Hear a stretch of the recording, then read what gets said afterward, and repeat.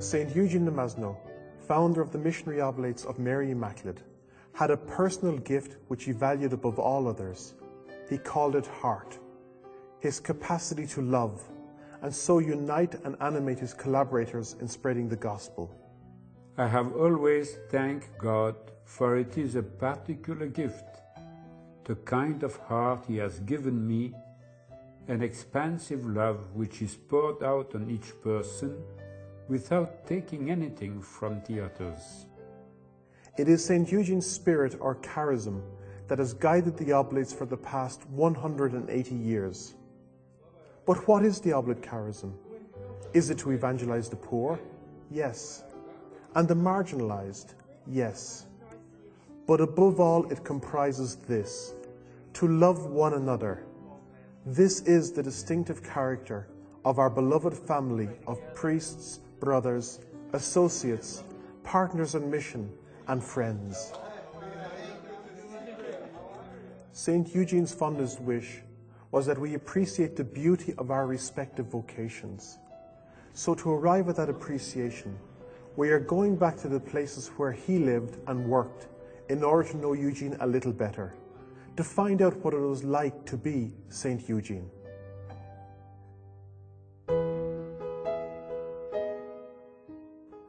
St. Eugene de Masneau was born in Aix-en-Provence, France in 1782. As soon as we arrive in Marignane Airport, we are in Eugene country. Marignane is an old French township whose name would be familiar to St. Eugene, who gave a 5-week mission here in November and December of 1816. He would recognize little else. Across the lake from the airport sits the town of Marignane and its prominent oil refineries. 21st century France is a highly developed secular or lay republic, and the French people would not have it otherwise. But in 1816, the wounds of the French Revolution and the Napoleonic Wars were still fresh. It was monarchists versus republicans, church versus state, and rich versus poor. Here in Marignane, near this church, the warring groups made the start of this mission very difficult, and the young Father de Masneau had to work very hard to reconcile them. Eugene's gifts of empathy and his pastoral response to the people calmed the storm, and ultimately the mayor attended the evening talks and the planting of the mission cross with the municipal council at the close of the mission. As always, the ordinary people were wonderful. They loved us and we loved them. I knew that Jesus wanted us to continue the work of redemption he had done, to be his co-workers. After the mission, St. Eugene went back to his hometown, Aix-en-Provence, where he had set up his new group of missionaries called Missionaries of Provence. This is where they lived, and I am standing in the chapel where they prayed and made their vows. This house is the cradle of the Oblates, and it's not far from the very house where Eugene grew up. Born and brought up as the well-beloved eldest son of an aristocratic family, he was 9 years old when he saw his world come to an end in the violence of the French Revolution. The family fled into exile to Italy, leaving all their wealth behind. They lived as best they could, depending on loans and the generosity of others. When he was 13, Eugene's parents divorced, and his mother returned to France with his sister and reclaimed her family's fortune and property. She reacquired all the property that had been confiscated during the Revolution, her own family property, which was considerable, and the family property of the Masneaus as well. This, of course, involved for her divorce from her husband under the laws of Napoleon. That caused Eugene untold sorrow. But at least the mother now had money, and apparently she had plenty of it. Eugene and his father were left behind. For another 7 years, Eugene followed his father around Italy as the elder de Masnod dodged creditors and failed businesses. This was the tough thing in his life. He related very well to both the mother and the father. But the fact that the two never came back together again, and that the mother resisted any effort he tried to make to bring them together, that caused him immense sorrow. Finally, at age 20, his mother sent for Eugene to return to France alone. Upon his return, Eugene lived in this house with his mother, his sister, his grandmother, and his great-aunt. Stuffy company for a young man. Directionless, his prospects for a career were very poor. He would later write that, spiritually, it was a dangerous time for me.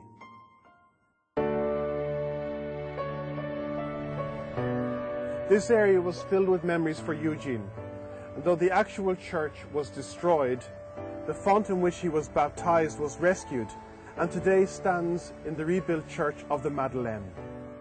Near the Madeleine is a building where St. Eugene's father presided as president of the Court of Exchequer. He was a brilliant lawyer, and in normal circumstances, Eugene would have succeeded him. Close by, we find the prison where Eugene began to make some sense of his life by helping the convicts. He felt a sense of accomplishment in reaching out to ease the suffering of the prisoners, but it took a special act of love on the part of Jesus to put him on the road to the priesthood. We were celebrating Holy Week in Aix. I went along to one of the churches on Good Friday, and as the deacon was removing the veil from the crucifix and revealing Jesus on the cross, I was suddenly moved to a deep spirit of repentance and love and joy. It was a profound experience that I have never forgotten. I have had other similar experiences, but this one was, as it were, my first personal encounter with Jesus, my first personal experience of his saving love. So it stands out as a foundation experience for me. Then he had to search and find out how was it that he was to show his love in return for the love which Christ had shown him on the cross. Especially, he began to realize that if someone did not do something and do it quickly, the Church of Jesus Christ in this new France would simply vanish. Before long, he was off to the seminary at Saint-Sulpice in Paris. 5 years later, he was ordained priest in the cathedral at Amiens and celebrated his first Mass in a convent there. It was the occasion of another deep experience of Jesus' love for him. He came back as an ordained priest, and he had, of course, contacted the bishop, the local church authorities, explaining that he didn't want to be given a formal job such as parish priest or canon of the cathedral. He wanted to see what was to be done, to see the needs of the local church and act from there. For a while I lived in a place that belonged to my mother. It was called the enclos, the enclosure. I was able to use my share of the family inheritance to support my ministry and eventually that of the Oblates.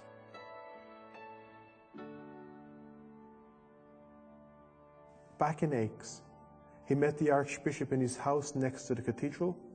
He told the Archbishop that his ambition was to devote himself to the service of the poor and of children. He moved back in with his mother in Papa Saudi Street.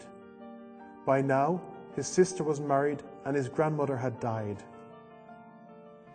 Each morning, he made his way from his mother's house to the Church of the Madeleine, where he celebrated Mass. Along the way, Eugene would pass through here the Place de Verdun.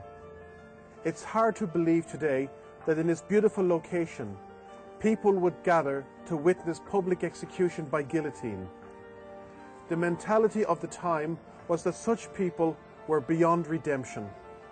But Eugene did not believe this. He visited the prisoners and succeeded in converting many and administered the Eucharist and accompanied them to their execution. Further along Eugene's path to the church, he saw the street urchins and the aimless young people sitting on the steps of the courthouse. St. Eugene felt that the government of Napoleon was destroying the moral fibre of the young. Napoleon published the Imperial Catechism. What Napoleon is teaching people is that he is divinely appointed. And in fact, it is written in the Catechism, whoever disobeys the rightful ruler disobeys God and will be punished by God. And Napoleon presented himself as the savior of the church. When Eugene got back to Aix as a young priest and he began the youth congregation, he says, I realize that I'm putting myself in danger, going against Napoleon, going against Napoleon's police, starting this youth congregation. But I have to work against him. It was actually a dangerous enterprise. These meetings were contrary to the laws of a suspicious government. I was liable to prosecution. However, I had no fear. I put my trust in God because I was seeking His glory and the salvation of souls.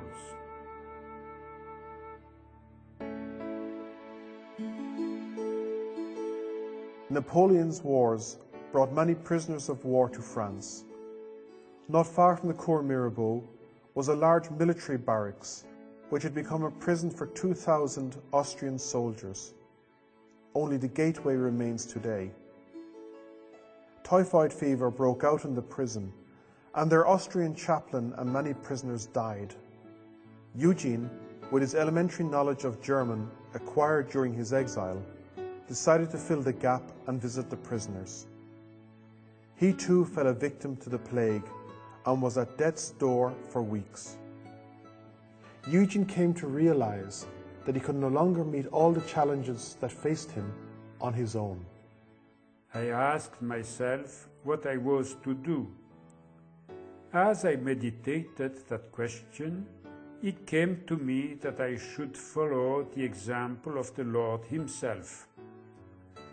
After all, what did Jesus do when He decided to bring the good news to the world? He assembled a group of apostles and trained them. I felt that others would feel as I did, and so I wrote to some of my seminary companions. Special among these companions was Father Henri de Paul Tempier, then a priest ministering in the nearby city of Arles. He would become Eugene's lifelong spiritual director, confessor, and counselor. I told Father Tempier that as a group of priests, we would furnish our countryside with fervent missionaries. We would live under a rule and provide an example worthy of the Church by living in community. I wanted men who would not be afraid to walk in the footsteps of the apostles. In addition to the 33-year-old Eugene, the first four oblates were Henri Tempier, 26, Jean-François de Bleu, 26, Auguste Icard, 25, and the old man of the group, 47-year-old Pierre Nolesque-Me. Eugene had spotted a convent on what was the outskirts of Aix at that stage, and he tried to buy this convent, which had the church, Notre Dame du Cèdre, and it was adjacent to the property of his grandmother, the Enclos. The day he longed to sign the deal, the owner said, "Oh, tough luck, we're sorry, but some sisters have bought it." And he was furious. He wrote a very strong letter to his friend, Forbin Janson. This thing had been snatched from under his nose. The other big place that came up was the old Carmelite convent, which was a girls' school run by Madame Gontier. It was ideal. It couldn't be more central in Aix. He decided that here was the place to start his community.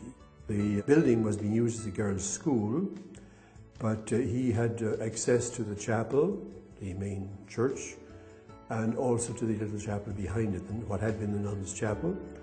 And apart from that, he had access to only 2 rooms upstairs where he himself and his companions decided they would live and sleep in poverty.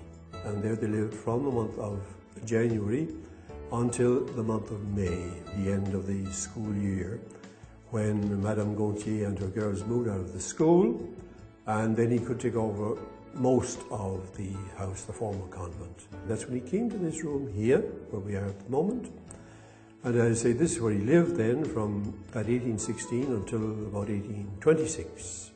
So this then is where the main work of the foundation would have taken place.